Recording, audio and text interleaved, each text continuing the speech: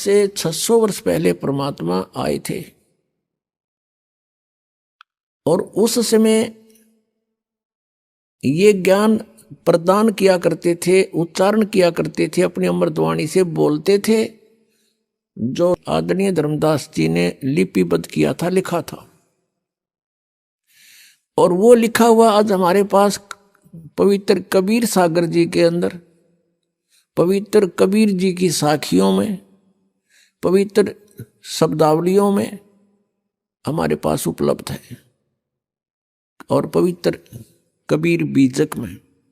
वैसे कबीर बीजक कबीर सागर से ही निकसित एक अलग से ग्रंथ उन्होंने वाणी छांट कर बना ली। तो वो परमात्मा ने स्वयं आकर के ज्ञान दिया था और उस समय परमेश्वर स्वयं कहा करते थे कि तुम जिन प्रभुओं की पूजा कर रहे हो, श्री ब्रह्मा रजगुण, श्री विष्णु सतगुण और श्री शिव जी तमगुण, ये नासवान हैं, इनकी जन्म मृत्यु होती है, ये समर्थ परमात्मा नहीं है, ये केवल आपको अपना किया कर्म ही दे सकते हैं, उसमें कोई परिवर्तन ये प्रभु नहीं कर सकते। इनका भी विनाश होगा और इनके आश्रित प्राणी भी विनाश को प्राप्त होंगे। तो यह पूर्ण मोक्ष नहीं हुआ। और गीता जी अध्याय नंबर 15 के श्लोक 16 में 2 पुरुष बताए हैं। सरपुरुष ये ब्रह्म है, इसको सरब्रह्म भी कहते हैं, काल रूपी ब्रह्म भी इसी को कहते हैं। और अक्षर पुरुष ये परब्रह्म कहलाता है। ये दोनों पुरुष नासवान है, दोनों भगवान नासवान है प्रभु, और इनके अंतर्गत जितने प्राणी हैं वो भी नासवान है। केवल आत्मा तो किसी की भी नहीं मरती, कुत्ते की भी नहीं मरती। गीता जी अध्याय नंबर 15 के श्लोक 17 में तुरंत कहा कि उत्तम पुरुष तू अन्य परमात्मा इति उदाहरते। वो श्रेष्ठ परमात्मा वास्तव में भगवान तो कोई और है जिसे परमात्मा कहते हैं, जो परमात्मा कहलाता है और वो ही तीनों लोकों में प्रवेश करके सबका धारण पोषण करता है। वो अविनाशी परमेश्वर है। तो उस समय इन नकली गुरुओं ने, नकली ब्राह्मणों ने, ब्राह्मण का अर्थ यहां पर कोई जाति विशेष से नहीं है पुण्यात्मा, ब्राह्मण सोए जो ब्रह्म पछाणे और पंडित सोए जो पिंड की जाने। जैसे पहले कोई वैद्य होता था, बहुत ही अच्छा वैद्य था, नब्ज नाड़ी देख करके रोग जान लेता था, अच्छी औषधि देता था, रोगी स्वस्थ हो जाता था। धीरे धीरे उसकी प्रसिद्धि फैल गई, उसके 1-2 पीढ़ी तक भी वैद्यगाई करते रहे। उसके बाद उनके अनुयायी जो है वैद्य का काम करना छोड़कर अन्य कार्य करते हैं, तो भी वे अपने साथ में वैद्य लिखते हैं। जैसे राज सिंह वैद्य, और वो दुकान खोल रहा है परचून की। धर्म सिंह वैद्य वेल्डिंग सेट ले रहा है और वो भी वैद्य लिख रहा है। एक टायर पंचर लगा रहा है, वो भी लिख रहा है कृपाराम वैद्य। जबकि उनके पूर्वज तो वैद्य थे, अब वो वैद्य नहीं है, वो केवल सरनाम बना लिया उन्होंने, सरनेम। ऐसे ही जो ब्राह्मण पंडित अब वर्तमान के हैं, ये ब्राह्मण नहीं है तो सिर्फ उस वैद्य लिखन लागे शर्मा और पंडित, ये वो पंडित ब्राह्मण नहीं है। ये क्रिया करते हैं, कोई खेती करता है तो ब्राह्मण वो भी लिखता है, किसी ने कोई और दुकान खोल रखी है वो भी पंडित जी लिखता है। तो ये पंडित नहीं है, वो तो उस वैद्य वाली परंपरा से लिखन लाग गए। मेरे पूज्य गुरुदेव जी इस ब्राह्मण परंपरा से संबंध रखते थे। संसारिक शब्दों में कहें कि वो ब्राह्मण थे, पंडित थे। गांव पैंतावास बड़ा, जिला भिवानी, भिवानी से दादरी रोड के ऊपर, दादरी से 10 किलोमीटर पहले जाते समय, भिवानी से जाते समय राइट हैंड को एक बड़ा पैंतावास गांव है, सड़क से भी 1-1.5 किलोमीटर अंदर की ओर। मेन रोड से। तो वहां मेरे पूज्य गुरुदेव जी का जन्म हुआ। वो 16 वर्ष की आयु में घर त्याग कर परमात्मा प्राप्ति के लिए घर छोड़कर चले गए थे। आगे उनको कबीरपंथी संत मिल गए और मेरे जो दादा गुरुजी थे यानी मेरे पूज्य गुरुदेव जी के पूज्य गुरुदेव, वो गांव छावला दिल्ली में, गांव छावला के जाट थे और उन्होंने काशी विद्यापीठ से शिक्षा ग्रहण कर ली। वो भी घर छोड़कर चले गए थे 15-16 साल की आयु में। उनके गुरुदेव ने, हमारे दादा गुरुदेव के गुरुजी ने उनको शिक्षित करा दिया था। वो 4 विषय के आचार्य हो गए थे और वो जाट होते हुए अपनी जो पदवी लिखते थे, अपनी डिग्री लिखते थे, पंडित चिदानंद। आज उनका आश्रम है डिस्ट्रिक्ट सोनीपत, खरखोदा के पास एक गोपालपुर गांव है। गोपालपुर गांव में मेरे पूज्य गुरुदेव के गुरुदेव यानी हमारे दादा गुरुजी का आश्रम है। उसके ऊपर लिखा हुआ मोटे अक्षरों में पंडित चिदानंद जी आश्रम। यानी वो जाट होते हुए पंडित लिखते थे, हमारे गुरुजी ब्राह्मण होते हुए ब्राह्मण नहीं संत लिखते थे, स्वामी लिखते थे। वो कहते थे ब्राह्मण नहीं हूं मैं संत हूं। तो यहां ब्राह्मण उसको, पंडित उसको कहते हैं जो गुरु पद पर और वैसे जो शिक्षा ग्रहण कर लेता है। वैसे तो परमात्मा कर ने डेफिनेशन बता दी, पंडित सोए जो पिंड की जाने, ब्राह्मण सोए जो भगवान पहचाने। वो ब्राह्मण होता तो हम ब्राह्मण हो गए, हम ही पंडित हो गए, क्योंकि हमने खोज लिया उस भगवान के, भगवान को ढूंढ लिया, पहचान लिया उस मालिक को। तो अब हम इसलिए डिफाइन करना पड़ता है कि कोई बेदक ना जा बीच में, कि तो ब्राह्मणा ने बूढ़ा बतावे।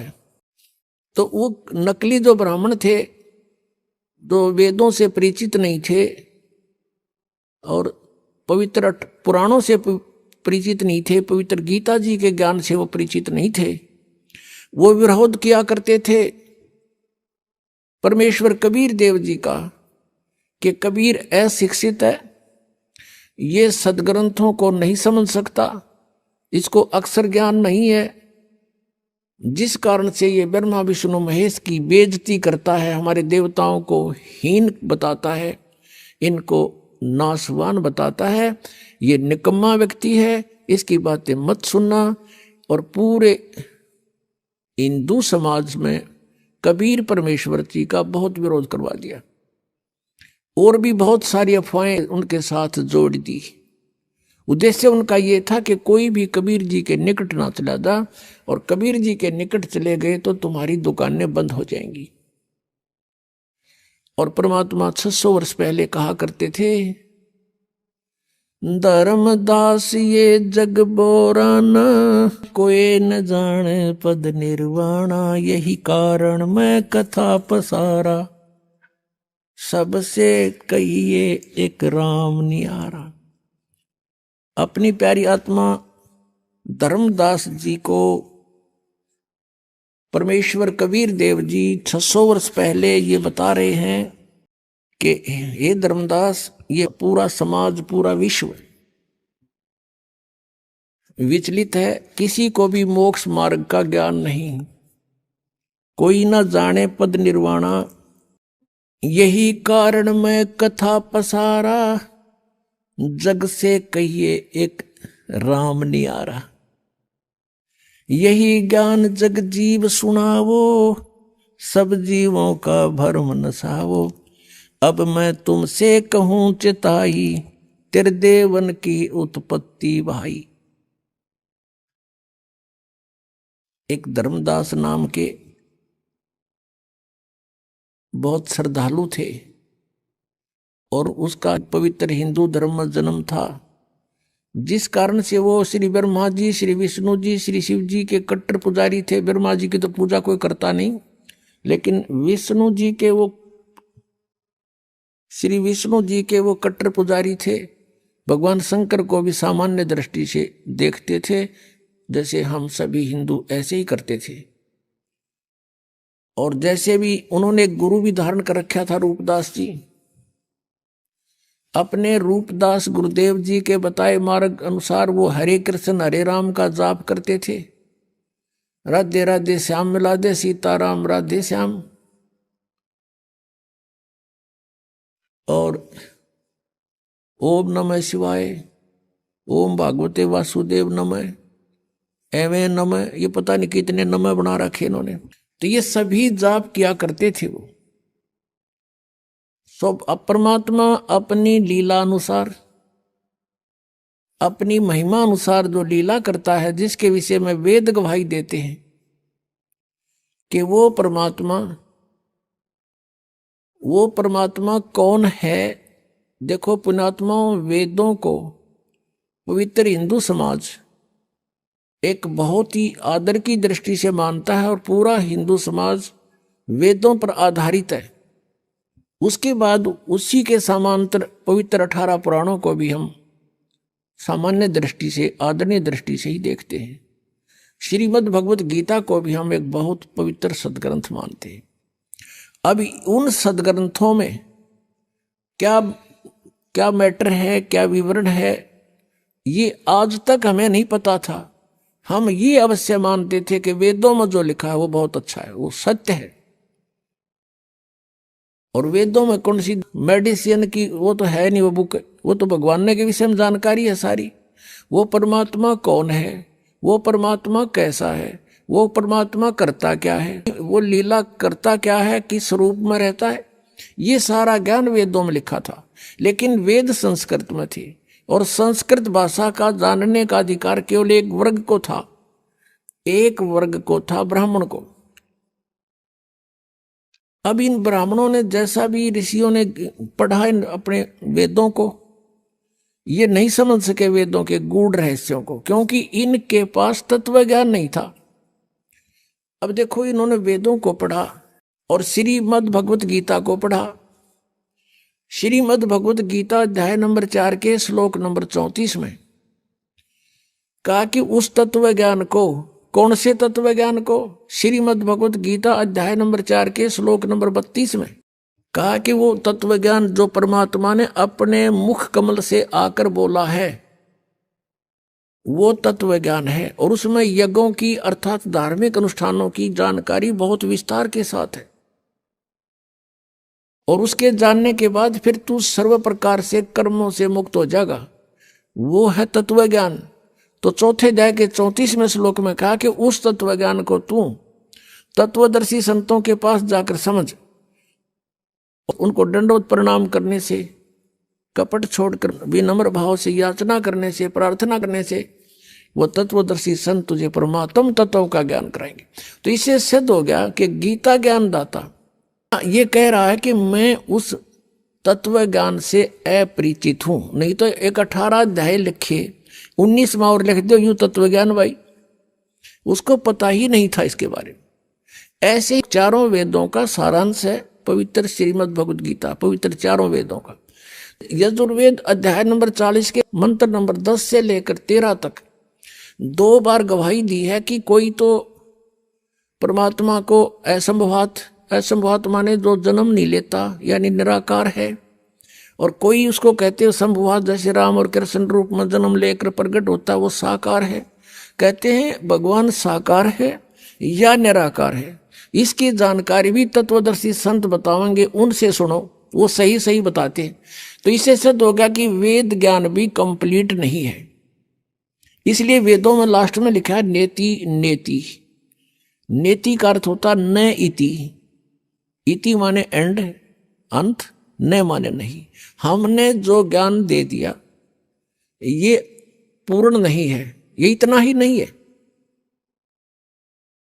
तो इससे सिद्ध हो गया कि वेद भी इनकम्प्लीट ज्ञान रखते हैं। तो इन महापुरुषों ने, ब्राह्मणों ने, ऋषियों ने, जैसे ब्रह्मा ने, विष्णु ने, शिव जी ने, इन सभी ने वेदों को पढ़ा और वेदों में भी पढ़ने के लिए ड्यूटी लगा दी ब्रह्मा की कि आप इनको पढ़ो और अच्छी तरह समझो और हमें समझाओ। तो ब्रह्मा को ब्राह्मण कहने लगे, ब्रह्मा के वंशज जितने थे, ब्रह्मा जी ने उन ऋषियों को भी अपनी तरफ से जैसा भी उन्होंने वेदों को समझा वो ज्ञान बता दिया, तो उसके वंशज सारे ब्राह्मण कहलाने लगे। तो ब्रह्मा जी ने जो विष्णु और शिव जी को ज्ञान दिया उन्होंने फाइनल मान लिया कि जो इन्होंने ठीक पढ़ा है वेदों को ऐसा ही होगा।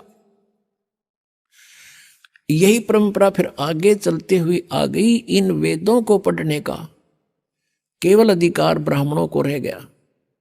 संस्कृत भाषा को यही जानते थे, अन्य नहीं जानते थे। अभी कुछ समय पहले भी अपने भारतवर्ष में संस्कृत पढ़ने का अधिकार केवल ब्राह्मणों को था। कोई भी व्यक्ति संस्कृत नहीं पढ़ सकता था। भारतवर्ष में एक काशी विद्यापीठ रही है, काशी में, उसमें केवल ब्राह्मणों के ही बच्चों को पढ़ाया जाता था। और एक यहाँ कड़ौली गांव है खरखोदा के पास, कड़ौली जिला सोनीपत में। कड़ौली गांव का एक निश्चल नाम का बच्चा था। उसके मन में प्रेरणा हुई कि मैं संस्कृत भाषा को जानूं और फिर सदग्रंथों को समझूं और फ्री ऑफ कॉस्ट सबको बताऊं। ये ब्राह्मण वर्ग ने तो केवल इसको अपनी रोजी रोटी तक सीमित कर लिया। इस उद्देश्य से उस किसान के जाट के पुत्र ने एक झूठा सर्टिफिकेट बनवा लिया नंबरदार तय कि ये निश्चल दास ब्राह्मण वर्ग कुल से संबंध रखता है, इस गांव का रहने वाला है। और वो बनवा कर चला गया, काशी विद्यापीठ में प्रवेश पा लिया। वहां उसने विद्या ग्रहण की और पूरी यूनिवर्सिटी में 1 नंबर पावे, फर्स्ट स्टैंड करे, अपनी शिक्षा पूर्ण कर ली। जब वो चलने लगा तो उस काशी विद्यापीठ के प्राचार्य की एक कन्या विवाह के योग्य हो गई थी। अब वो लोग जैसे आजकल विद्या केवल रोजी रोटी के लिए ही उद्देश्य बनाकर ग्रहण की जाती है। जैसे कोई डॉक्टर की लाइन में जाता है रोटी रोजी के लिए, इंजीनियर लाइन में जाता है रोजी रोटी के लिए, अध्यापक लाइन की कोई कोर्स करता है रोजी रोटी के लिए। तो उसी तरह विद्या का उस समय प्रयोग करते थे ब्राह्मण वर्ग कि ये अच्छा विद्वान बच्चा है और खूब धन कमाओगा, बढ़िया बोलना आता है, संस्कृत बहुत अच्छी बोलता है, और गढ़े लोगों ने मूर्ख बना के खूब धन कमाओगा, तेरी बेटी सुखी रहेगी। वो निश्चल नाम था उस बच्चे का। उसने कहा कि प्रिंसिपल जी अब मुझे आशीर्वाद दो, आपका बच्चा अपने क्षेत्र में सफल हो। तो उसने कहा बेटा क्या तू मुझे गुरु दीक्षिणा नहीं देगा? उसने प्रिंसिपल ने कहा, मुख्य प्राचार्य ने। निश्चल ने कहा जी गुरुदेव हम आपको क्या दे सकते हैं और जो आपकी आज्ञा हो बोलो। कहने लगा भाई वचनबद्ध हो जा, कदे फिर जा। वचनबद्ध हो गया जी कि मैं अपनी कन्या का विवाह तेरे साथ करना चाहता हूं, मना मत करना। अब यहां फंस गया धर्म संकट में कि कल न पता लग गया घर के कूटेंगे और सारा समाज विरोध करेगा, ये ब्राह्मण वर्ग विरोधी हो जाएंगे। तो उसने साची बतानी पड़गी कि प्रिंसिपल जी मेरी बात सुनो। उसने सारा कहानी बता दी कि मैं किसान का पुत्र हूं, जाट का, मैं ब्राह्मण नहीं हूं और मैंने ये झूठा सर्टिफिकेट बनवाना इसलिए जरूरी समझा कि मैं संस्कृत पढ़ना चाहूँ था और इन सदग्रंथों के गूढ़ रहस्यों को समझ के वेदों को जनता में फ्री ऑफ कॉस्ट सेवा करना चाहता हूँ। मैं शादी भी नहीं कराना चाहता था, मैं फ्री ऑफ कॉस्ट सेवा करूंगा। मैं इस उद्देश्य से यह शिक्षा ग्रहण करने आया हूँ, मैं ब्राह्मण नहीं। फिर वो प्रिंसिपल लाल पीला हो गया। उसने बहुत खरी खोटी सुनाई और श्राप दे दिया और वचन ले लिया कि वचनबद्ध हो कि संस्कृत भाषा में ना तो कोई प्रवचन करेगा और ना ही कोई लेखन कार्य करेगा। उसने कहा ठीक है गुरुजी जैसे आप कहोगे। अब उसके बाद निश्चल दास जी ने दादू पंथ में जाकर के दीक्षा ग्रहण कर ली। आदरणीय दादू साहब जी को परमेश्वर कबीर देव जी आकर मिले थे, पूर्ण परमात्मा। 7 वर्ष के दादू जी थे तब परमात्मा को मिले थे। उनसे भगवान के बारे में चर्चा की, बड़े इंटरेस्ट दिखाया। वो पुण्यात्मा थी, पिछले संस्कार से। तो दादू साहब जी एकदम प्रभावित हो गए और चरण पकड़ लिए, प्रभु आपकी बातों में बड़ा आनंद आ रहा है, मुझे भगवान दिखाओ। सतलोक में लेकर गए, उनकी आत्मा को बेहोश हो गया, चेत हो गया, उनका शरीर नहीं रहा, आत्मा नहीं थी उसमें, शरीर जीवित रखा लेकिन जैसे कोमा में होता ऐसे कर दिया। घर वालों को पता लगा, जंगल में बाहर बच्चा था, उठा लाए, घर पे रखा। 3 दिन तक नाड़ी पकड़ देखते रहे, नाड़ी चल रही है, बच्चा अचेत है। तीसरे दिन 3 दिन 3 रात ऐसे ही रहा। फिर परमात्मा ने सब ऊपर के ब्रह्मांड दिखा कर वापस छोड़ दिया। तब दादू साहब जी खड़े हुए, देखा तो ऊपर जो देखा था सारा कुछ, परमात्मा ने जो उसमें ज्ञान फीड कर दिया था, परमात्मा की महिमा उसने बोलनी शुरू कर दी थी। उसके बाद उनका बहुत बड़ा पंथ बन गया था। उस समुदाय में उस निश्चल दास ने दीक्षा ली फिर, और फिर एक अपनी जैसा भी उन्होंने वेदों को तो पढ़ा अवश्य, लेकिन लिखा नहीं संस्कृत में। उसने फिर संत भाषा में, जैसे संतों की भाषा 2 है, शब्दावली होती है, ऐसे उसने एक निश्चल ग्रंथ बनाया। और उस निश्चल ग्रंथ में भी वो सारांश नहीं था उसके पास। या उद्देश्य कहने का दास का ये है, मैंने खूब पढ़ा, उनका अध्ययन किया सदग्रंथ। उसके उस निश्चल ग्रंथ में भी कुछ भी ज्ञान नहीं वेदों और गीता का। जैसे आम ब्राह्मण वर्ग हुआ बाई बकते हैं, ऐसा उसने बक रखा था। क्योंकि संस्कृत के पढ़ने से, चाहे जाट पढ़ो चाहे ब्राह्मण पढ़ो, वो सदग्रंथों से कुछ भी ग्रहण नहीं कर सकते जब तक हम इस सृष्टि रचना से परिचित नहीं होंगे। क्योंकि वेदों में कंप्लीट ज्ञान नहीं है, श्रीमद् भगवत गीता में भी कंप्लीट ज्ञान नहीं है। अब हम उसी प्रसंग पर आते हैं। तो उसमें ये एक विशेष वो था कि इन ऋषियों ने, ब्राह्मणों ने ब्रह्मा जी से जैसा ज्ञान ग्रहण किया था, उसी के आधार से वक्ता बनकर 18 पुराण बना दिए। यो 18 पुराणों का एक ही ज्ञान है। फिर कुछ तो ब्रह्मा से ग्रहण किया हुआ ज्ञान, कुछ अपना अनुभव, किसी से इधर उधर से सुना सुनाया, उसका अलग से एक राइटर ने, वक्ता ने अपना अपना ज्ञान वो बना दिया, पुराण बना दी। इन सब का केवल राइटर जो है, वक्ता कोई और है पुराणों का, राइटर केवल वेद व्यास है। राइटर तो पवित्र 4 वेदों का भी वेद व्यास है, लेकिन Ved Vyas is not writer of वेद। एक तो लेखक होता है, वो आप बना के लिखे, वो केवल एक कॉपी करता, समझ लो, एक कॉपी की है वेदों की। लेकिन वेदों का वक्ता पूर्ण परमात्मा है। उसने अपने बच्चों तक ये ज्ञान पहुंचाने के लिए इन 5 वेदों को इस ब्रह्म के अंतःकरण में फीड कर दिया था, सरपुरुष के काल के। और फिर उसका समय निर्धारित कर दिया था अपने विधान से। उसके बाद अपने आप इसके श्वासों से वो बाहर आए थे। इस काल भगवान के श्वासों से ये 5 वेद अपने आप बाहर आए थे। जैसे माता को गर्भ रहता है, 9 महीने के बाद बच्चा ऑटोमेटिकली बाहर आ जाता है, ऐसे परमात्मा ने वेदों का बीज इसके अंतःकरण में डाल दिया था काल के में, और फिर अपने आप ये 500 बाहर आ गए थे। जैसे आज कंप्यूटर में आप देखते हो, इस वेबसाइट में कितना ही मैटर फीड कर दो और कितना निकाल लो, मिनट में निकला होगा। तो ऐसे ही वो मैटर मालिक ने दिया था। तो इसने 5वां वेद तो नष्ट कर दिया ब्रह्म ने। जब देखा इसमें तो सारा कुछ मेरी पोल पाड़ रखी है, और 4 वेद रख लिए। तो इन 4 वेदों में इनकम्प्लीट नॉलेज है। ब्रह्म तक की साधना का तो ज्ञान है और पूर्ण परमात्मा की महिमा है, लेकिन पूर्ण परमात्मा के पाने की वे ऑफ वर्शिप पवित्र 4 वेदों में, पवित्र श्रीमद् भगवद गीता में नहीं है। कोड वर्डों में है, सांकेतिक शब्दों में।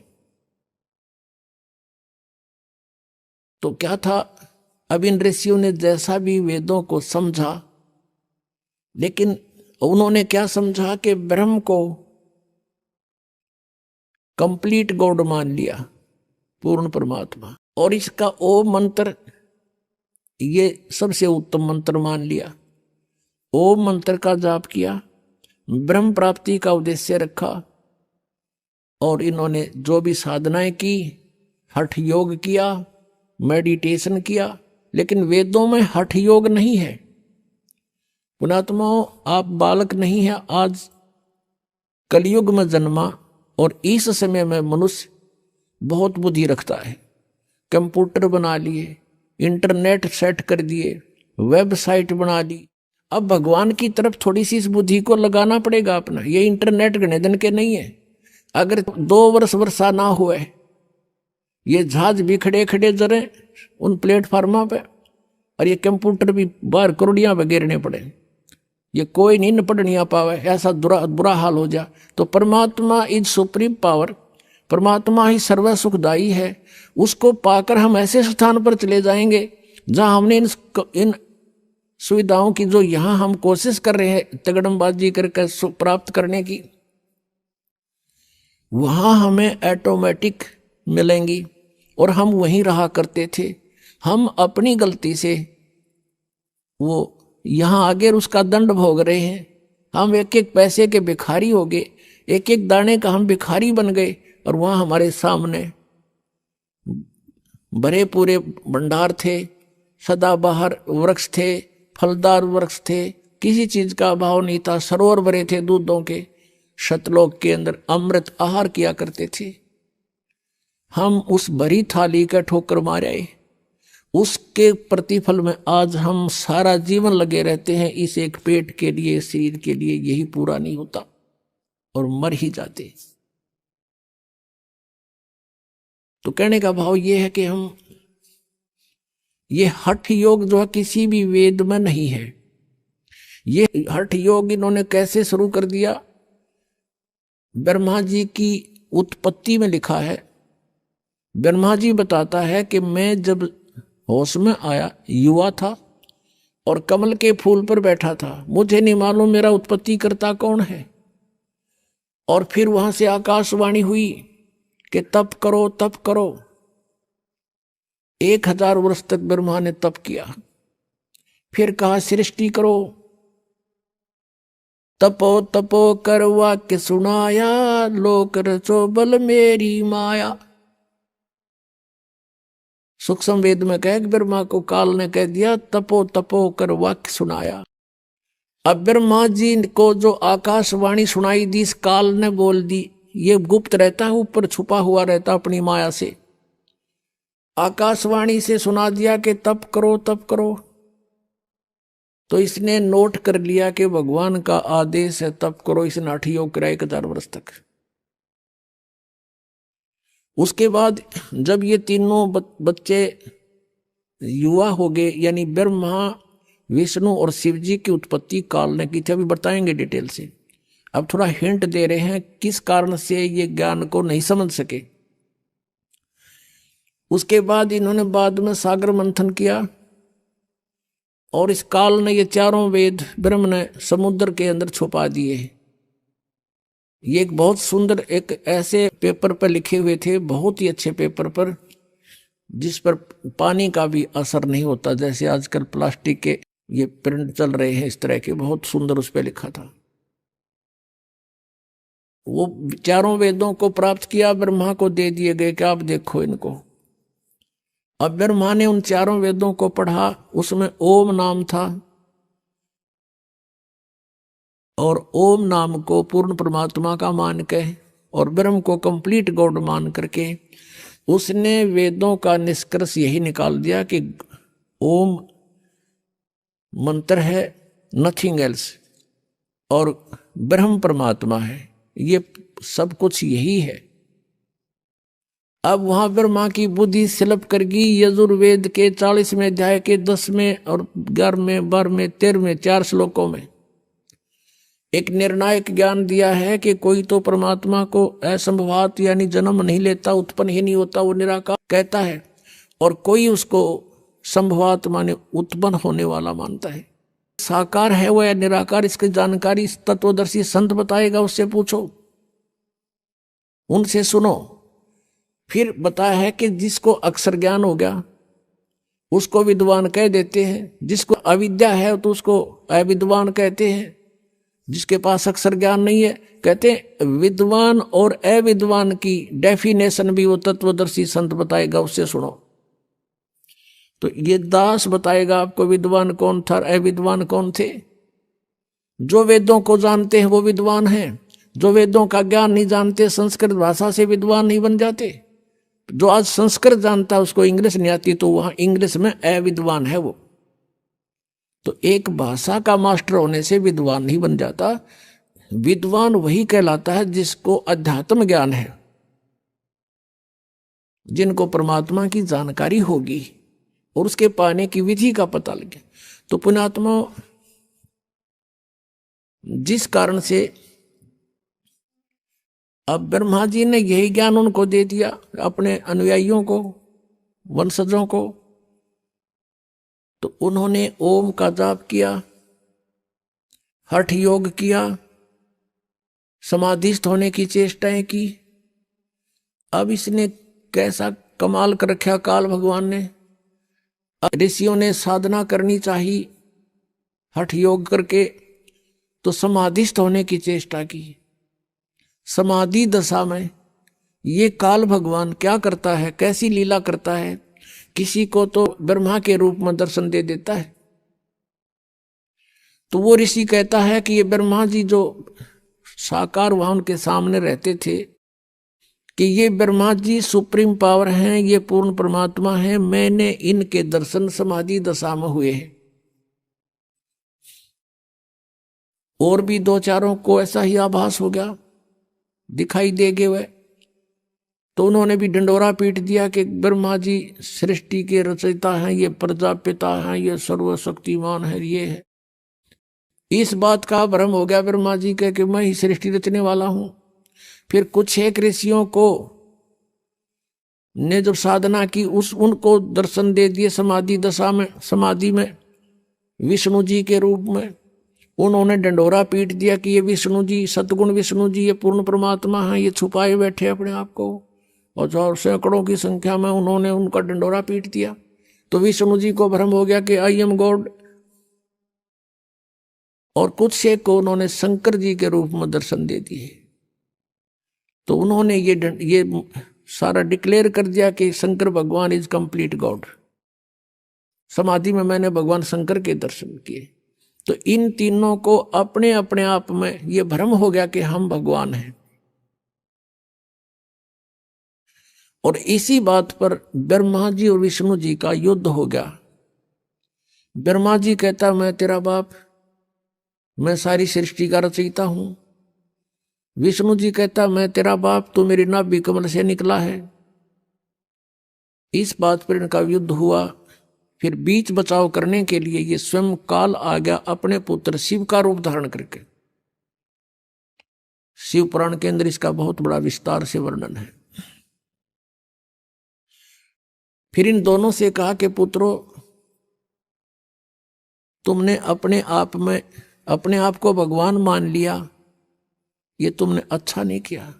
यू आर नॉट गॉड, तुम ईश नहीं हो। ब्रह्मा और विष्णु को कहता है कि तुम भगवान नहीं हो। पुण्यात्मा, 600 वर्ष पहले परमात्मा कहा करते थे, तीन देव की जो करते भक्ति, इनकी कदे न होवे मुक्ति। तो 600 वर्ष पहले ये कहना कि ब्रह्मा विष्णु महेश की जो भक्ति करते हैं इनकी मुक्ति कभी नहीं हो सकी, तो पिटन के काम तो थे। क्योंकि इन्होंने तो सब भ्रमित कर रखा था कि ये सुप्रीम पावर है, ये अजरो अमर है, सर्वेश्वर है, महेश्वर है, इनकी जन्म मृत्यु नहीं होती। और आज परमात्मा की वो वाणी साची हुई, धर्मदास ये जग बोराना, कोई न जाने पद निर्वाण। निर्वाण पद मोक्ष मार्ग। यही कारण मैं कथा पसारा, जग से कहिए एक राम निहारा। यही कथा जग जीव सुनावो, सब जीवों का भरम नसाओ। अब मैं तुमसे कहूं चिताई, तेरे देवन की उत्पत्ति बाई। ज्ञानी सुने सो हृदय लगाई, मूर्ख सुने तो समझ में न आई। माँ अष्टंगी पिता निरंजन, ये जम दारुण वंशन अंजन। धर्मराय की ने भोग विलासा, माया को रही तब आशा। 3 पुत्र अष्टंगी जाए, ब्रह्मा विष्णु शिव नाम धराए। तीनों गुण का ये विस्तारा, धर्मदास मैं कहूं पुकारा। गुण तीनों की भक्ति में ये भरम पड़ो संसार, कह कबीर निज नाम बिना तुम कैसे उतरो पार। 3 देव की जो करते भक्ति, इनकी कदे ना होवे मुक्ति। 600 वर्ष पहले कहा था भगवान ने कि इन ब्रह्मा विष्णु महेश के माता पिता बताऊं धर्मदास कौन है। इनके माता पिता हैं यो ज्योत स्वरूप निरंजन काल तो इनका पिता है, और दुर्गा अष्टंगी इनकी माता है। रजगुण ब्रह्मा है, सतगुण विष्णु, तम गुण शिव जी। और इन तीनों देवों की जो भक्ति करता है उनकी मुक्ति नहीं हो सकती, ये नासवान है। तो इस बात का विरोध हुआ था 600 वर्ष पहले परमात्मा का बहुत जबरदस्त। परमात्मा के ऊपर कबीर देव जी के ऊपर कैर तुड़वा दिए थे नकली गुरुओं ने, मंडलेश्वरों ने, कि ये झूठा है, कपटी है, ऐसा वेदों और सदग्रंथों में कहीं नहीं लिखा। और परमात्मा कहा करते थे हम ही अलखला हैं, और कुतुब गोस और पीर, गरीबदास खालिक धनी हमरा नाम कबीर। इस बात से और चढ़ गए कि तो एक दुल्हा अपने आप को भगवान कहता है। देखो कितना मूर्ख है, भगवान तो निराकार है, ये है। जैसा भी उन्होंने ये हुआबाई का ज्ञान ग्रहण कर रखा था, इससे भगवान का विरोध स्वयं भी किया, जनता को भी शत्रु बना दिया, ताकि ये काल का जाल था कि कोई पहचान ना ले भगवान को और सच्चाई का इनको पता ना लग जाए। पुण्यात्मा पहले तो ये दिखाते हैं कि परमात्मा कैसी लीला करता है। इन वेदों में भगवान साकार लिखा है, और अपनी माता दुर्गा से ब्रह्मा जी प्रसन्न करता है कि माता जी परमात्मा को निराकार बताते हैं, और वेदों में कुछ साकार लिखा है। यानी हमारा जो अनुभव है वो वेदों के विपरीत है, उसमें बहुत अंतर है। अब आप बताइए हमें, वो ब्रह्म आप ही हो या कोई और है? तो दुर्गा कहती है कि मुझ में और उस ब्रह्म में कोई अंतर नहीं है, और तुम्हारे ऊपर कोई आपत्ति आ जा तो हम दोनों का स्मरण करना, तुम्हारे सब कार्य सिद्ध हो जाएंगे। तो इससे सिद्ध है कि ये विचलित किए हुए हैं, सच्चाई से अपरिचित रखा इन अपने पुत्रों को भी, तो उन्हीं से ग्रहण, इन ऋषियों ने ज्ञान ग्रहण कर लिया, ये भ्रमित ज्ञान। अब वेदों में क्या बताया हमने, देखो परमात्मा को पहचानने के लिए कोई आधार बनाना पड़ता है। अब जैसे ये राधा स्वामी पंथ वाले हैं, ये कैसे भ्रमित कर रखा है इस समाज को। ये भोली आत्मा श्रद्धालु कहते हैं हमारे गुरुजी तो ये कहते हैं हम तो सीधा त्रिकुटी से शुरू करते हैं भक्ति का मार्ग, और हमने वेदों की आवश्यकता नहीं, क्योंकि वेद भी तो किसी ने लिखे हैं, और हमारा ज्ञान तो वेदों से बहुत ऊपर का है। जो श्री शिवदयाल जी परम धड़ी के हैं, उसको उस हजूर साहब ने आप आके भेद खोला है उस सचखंड का। उसने कह का भी नहीं बता। उस शिवदयाल जी ने राधा स्वामी कहे, जिसने जो राधा स्वामी पंथ का प्रवर्तक जाना जाता है, उस शिवदयाल जी, उसको कह का नहीं पता सतलोक और सचखंड के बारे में। पुण्यात्मा इस दास के साथ ये संघर्ष हो रहा है। मैं कहूं साची, और श्रद्धालुओं ने ज्ञान कति उल्टा ग्रहण कर रखा है, वो मानव विरोध इस बात का।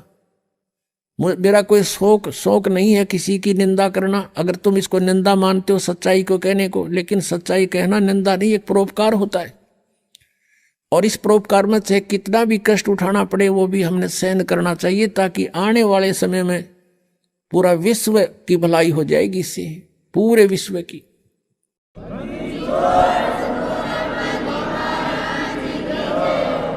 जैसे पहले अपने हिंदू समाज में एक सती प्रथा थी, किसी का पति मर जाता था तो उस लड़की को साथ फूंका करते थे।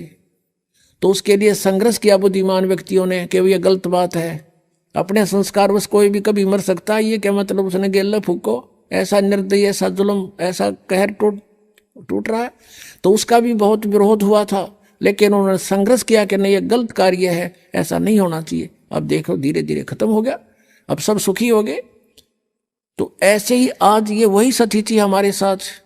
सब विरोध इसलिए करते हैं कि उनकी दुकानें बंद हो जाएंगी, उन संतों की जिनने दुनिया को गुमराह कर दिया और उनको नरक भेज रहे हैं, काल के जाल में फंसा रहे हैं, उनका जीवन नष्ट कर रहे हैं। लेकिन दास को कोई परवाह नहीं इस बात की। हम किसी की निंदा नहीं करते। हमारा उद्देश्य किसी कोई धन उपार्जन करना नहीं है। हमारा उद्देश्य केवल सत्य को ऊपर लाना है और पूरे विश्व का कल्याण करना हमारा उद्देश्य है, मानव मात्र का। और इससे जब दया भाव उत्पन्न होगी तो सब जीवों के प्रति अपने आप दया आ जाएगी। ना को मांस खावे, ना शराब पीवेगा, ना अन्य बकवादा करेगा, केवल भगवान भजेगा, सिंपल वैसे रहा करेंगे। एकदम सतयुग जैसा माहौल फिर से आएगा, देख लेना। ये माया की दौड़ की हवस खत्म हो जाएगी, ये बिल्कुल शांत हो जाएगा प्राणी। ये किसके लिए डिलेड हो रहा है? अरबपति, खरबपति, पृथ्वीपति यहीं छोड़कर चले गए, भूत बने फिर रहे। तो हम सबसे पहले आपको वेदों से परिचित कराते हैं कि वो परमात्मा, उस परमेश्वर के बारे में वेद क्या बताते हैं। अगर वेदों में लिखा तो फाइनल है। और जो ये कहते हैं हम वेदों को नहीं मानते, फिर उनको मनाएंगे संत भाषा से, क्योंकि एक सूक्ष्म वेद और है जिसको वो सत्य मानते हैं। कबीर जी की वाणी को, आदरणीय परमेश्वर परम पूज्य कबीर जी की वाणी को, आदरणीय नानक साहब जी की वाणी को भी सत्य मानते हैं। उन महापुरुषों ने परमात्मा को पाया है, कबीर जी को, उनकी वाणी में बिल्कुल सही लिखा है, लेकिन उन्हें अर्थ उल्टे कर रखे हैं। जैसे वेदों के अर्थ उल्टे कर दिए, गीता जी के वो अर्थ उल्टे कर दिए, ऐसे ये भ्रमित है। उसको हमने सेट करना है। अब वेद क्या बताते हैं उस प्रभु के बारे में, आपको दिखाते हैं। ऋग्वेद, वो परमात्मा कौन है, वो कैसी लीला करता है, देखिएगा। ऋग्वेद प्रकाशक है सार्वदेशिक आर्य प्रतिनिधि सभा, महर्षि दयानंद भवन, रामलीला मैदान, नई दिल्ली से। और यहां देखिएगा मुद्रक है प्रिंस ऑफ सेट प्रिंटर्स,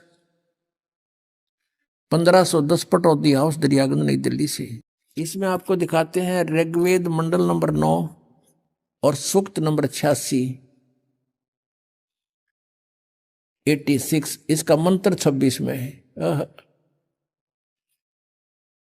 यज्ञ करने वाले यजमानों के लिए परमात्मा, इसका अर्थ है यज्ञ माने धार्मिक अनुष्ठान करने वाले, यजमानों माने भक्तों के लिए परमात्मा, यानी जो धार्मिक अनुष्ठान करते हैं उनके लिए परमात्मा सब रास्तों को सुगम करता हुआ, उनके विघ्नों को यानी उनके संकटों को नष्ट कर देता है, मर्दन करता है,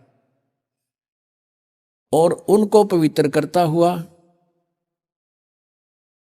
अपने रूप को सरल करता हुआ। भगवान साकार हुआ, अपने रूप को सरल करता हुआ, वह कांतिमान परमात्मा। अभी इन्होंने ये लिख दिया, कबीर का अर्थ सर्वज्ञ कर दिया है। ये देखो, ये ऊपर है कबीर अतो, हम इसको कबीर बोलते हैं, कबीर कबीर। इन्होंने इसको यहां ऐसा लिख दिया, अपसर्ग लगा दिए। अब भी हम इसको कबीर बोल रहे या कवि ही कहें, जैसे पुनर्जन्म पुनः कहो, पुनर्कहो, पुनर्जन्म कहो, कबीर। इन्होंने इसका अर्थ सर्वज्ञ कर दिया। ये लिखना था वो कबीर देव, कबीर परमेश्वर। जैसे यजुर्वेद के विषय में आपको दिखाते हैं, जैसे यजुर्वेद है, यजुर्वेद, और उसके यजु लिख के अपसर्ग लगा दें, और कहीं उसकी महिमा का वर्णन हो किसी मंत्र में, और वहां यजु का अर्थ यजुर्वेद करना चाहिए, वो सही है। उसका अर्थ कर दे यजु का, कि यजु माने पूज्य, पूजनीय, पूज्य, पूजा की रसाएं का समूह। तो हमने उस यजुर्वेद को कैसे ढूंढेंगे फिर? अब देखना इसका प्रमाण इन वेदों के ठेकेदारों की ही रचना में दिखाते हैं। ये यजुर्वेद है, और इसके महर्षि दयानंद सरस्वती इसके अनुवादक हैं। अभी दिखाते हैं।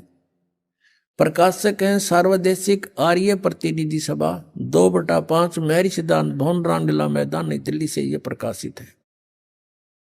और महर्षि दयानंद आर्य समाज प्रवर्तक का अनुवादित है, इसके द्वारा अनुवादित है।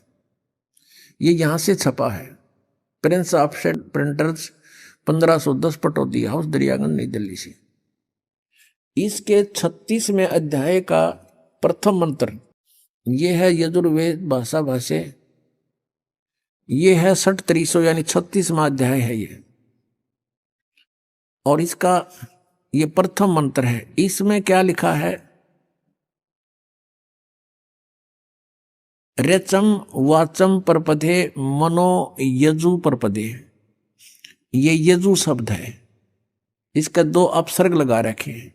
और इसको ऐसे लिख दें, ये देखो ऐसे। अब इसको चलो यहां दिखाते, इसका अनुवाद जो किया है इन्होंने, ये यजु का इन्होंने यहां अनुवाद किया है। अनुवाद में इन्होंने बिल्कुल सही लिखा है। यजु का अर्थ लिख दिया यजुर्वेद, ये बिल्कुल सही कर दिया। अगर यहां यजुर्वेद ना लिख के और ये लिख दें कि यजु यानी पूजा की ऋचाएं, क्योंकि यजु शब्द जो है ये पूजा से संबंधित है, तो उसका किसी भी शब्द का कोई अर्थ तो होता ही है। तो यहां अगर यजुर्वेद ना लिखते तो इस यजुर्वेद को कैसे पहचानेंगे किसकी महिमा है? इन्होंने ठीक ऐसा वहां करना चाहिए था जहां नहीं किया। अब हम फिर आते हैं उस ऋग्वेद पर, जहां पर इन्होंने कबीर का अर्थ कवि कर दिया, सर्वज्ञ कर दिया। प्रथम तो कोई भी कवि सर्वज्ञ नहीं हो सकता। कवि का अर्थ काव्यकार तो लिख सकते थे तो कोई दिक्कत ना थी, लेकिन हम फिर भी पहचान लेते सच्चाई को। इन्होंने कविकार सर्वज्ञ करके ये बिल्कुल गलती कर दी। कोई भी कवि सर्वज्ञ नहीं होता। यहां अर्थ लिखना था वो कबीर देव है, वो परमात्मा जिसके विषय में ये गुणगान किए जा रहे हैं, वेद जिसकी महिमा बता रहे हैं, वो कबीर देव, कबीर साहब, कबीर प्रभु है। देव कहो, भगवान कहो, परमेश्वर कहो। अब देखिएगा ये वही ऋग्वेद, हमने यजुर्वेद रख दिया है, ऋग्वेद फिर उठा लिया, वही जो पहले आपको दिखाया था। ये कहां से प्रकाशित है? ये वहीं से प्रकाशित है, सर्वदेशिक आर्य प्रतिनिधि सभा महर्षि दयानंद भवन रामलीला मैदान नई दिल्ली से। अब इसके हम ऋग्वेद मंडल नंबर 9 सूक्त 86 का मंत्र 26 फिर पढ़ेंगे। 26 इसमें ये कबीर शब्द है, इसका इन्होंने यहां गड़बड़ कर दी। यज्ञ करने वाले यजमानों के लिए यानी भक्तों के लिए, जो धार्मिक अनुष्ठान करते हैं उन भक्तों के लिए यज्ञ माने धार्मिक अनुष्ठान। परमात्मा सब रास्तों को सुगम करता हुआ उनके विघ्नों को मर्दन करता है, उनके विघ्न उनके संकटों का नाश करता है और उनको पवित्र करता है, यानी सब बुराइयों से हटा देता है और अपने रूप को सरल करता है। तेज पुंज अन्य दे धर के, हल्के तेज पुंज का शरीर बनाकर परमात्मा वो कांति में, यहां लिखना था वो कबीर देव, ये कबीर देव लिखना था। कबीर देव, कबीर साहब, कबीर भगवान विद्युत के समान क्रीड़ा करता हुआ और वर्णीय पुरुष को यानी अच्छी आत्मा को प्राप्त होता है, वहां से चलकर आता है। यहां देखना अब 27 मंत्र में ऋग्वेद मंडल नंबर 9 सूक्त 86 का मंत्र 27 पढ़ रहे हैं हम। 26 पढ़ लिया हमने ये इसका। अब इसमें क्या लिखा है कि जो परमात्मा प्रकाश पुंज परमात्मा को बुद्धि वृत्तियां विषय करती हैं, जो परमात्मा ध्रुवलोक के तीसरे पृष्ठ पर विराजमान है या वहां पर रहता है, ध्रुवलोक के तीसरे स्थान पर, तीसरे पृष्ठ पर, तीसरे भाग पर ऊपर रहता है, यानी एक देशीय भगवान सिद्ध हो गया कि कहीं एक स्थान पर रहता है। और वहां से फिर देखना अब ऋग्वेद मंडल नंबर 9 सूक्त 82 का ये देखिएगा। ऋग्वेद मंडल नंबर 9 सूक्त 82 और मंत्र नंबर 1 82 का ये मंत्र नंबर 1 है। सर्वो उत्पादक प्रभु सबकी सृष्टि रचने वाला प्रभु यानी परमात्मा प्रकाश रूप है, सद्गुणों की वृष्टि करने वाला है, पापों को हरण करने वाला है। वह है राजेव, राजा के समान। ओह, ये देखना 269 पर हम पढ़ रहे हैं 269 पर, अब 270 पर हम आगे। देखो ने सोचो और पृष्ठ दिखा दिया होगा। 270 पर हम आगे 270 पे। राजा के समान दर्शन यह है, यहां आपने देखा राजेव, राजा के समान, राजा के, और यहां लिखा है समान। दर्शनीय माने देखने जोगा है, दिखाई देता भगवान मनुष्य जैसा है, नर आकार है।